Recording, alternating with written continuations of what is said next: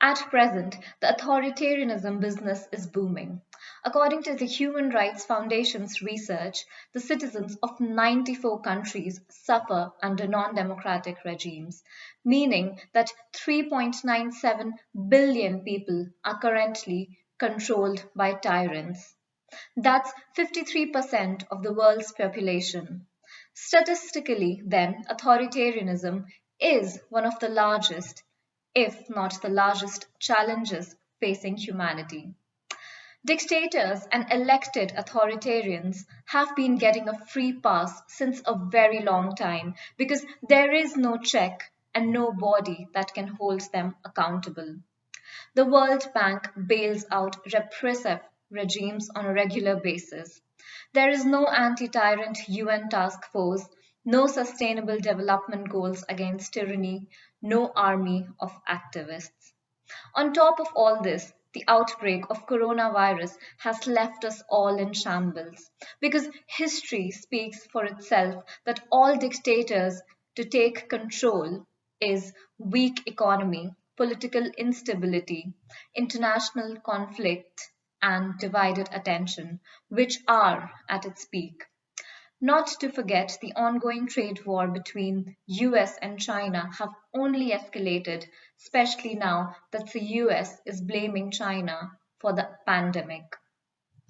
Over the past 2 years, Washington has blocked the World Trade Organization from appointing new members to a crucial panel that hears appeals in trade disputes.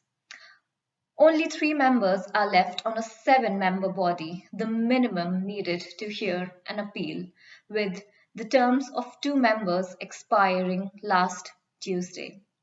With the administration blocking any new replacements, there will be no official resolution for many international trade disputes. But where is it so easy for the authoritarians to suppress international body?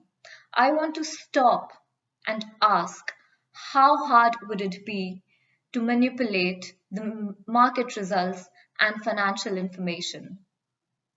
With power comes great responsibility, which the authoritarians are misusing by clearly ignoring the latter half of it. I want to ask why was the Amazon forest burning for so many days? Why were more prudent steps not taken to close it out soon? Loads of animals lost their lives, in fact, became extinct. Clearing out forests in vast patches. Was it all propaganda for the people so that the people in the position of power can benefit from it at the cost of this generation losing its sustainable future? As accountants, we are trained, developed, and supported so that we have the knowledge and the values to help build local and global economies that are just, sustainable, and accountant. We at ICAEW are not just taught to be better auditors and accountants, but are given technical knowledge to provide strategic advice, act ethically, and in solidarity. Therefore, we must and we can act together to address this neglected crisis in many ways. In my opinion, one of the ways in which we can all come together is by forming an online platform or forum with all the accountancy firms along with the representatives from FRC or ICAW and many more. We must meet annually to form an agreement and a strategic plan to tackle this situation. Now, it does sound difficult, but it is not impossible.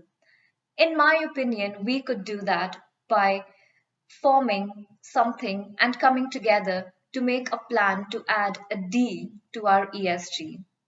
ESG, environmental, social, and governance. Criteria have been embraced by world's biggest professional services companies.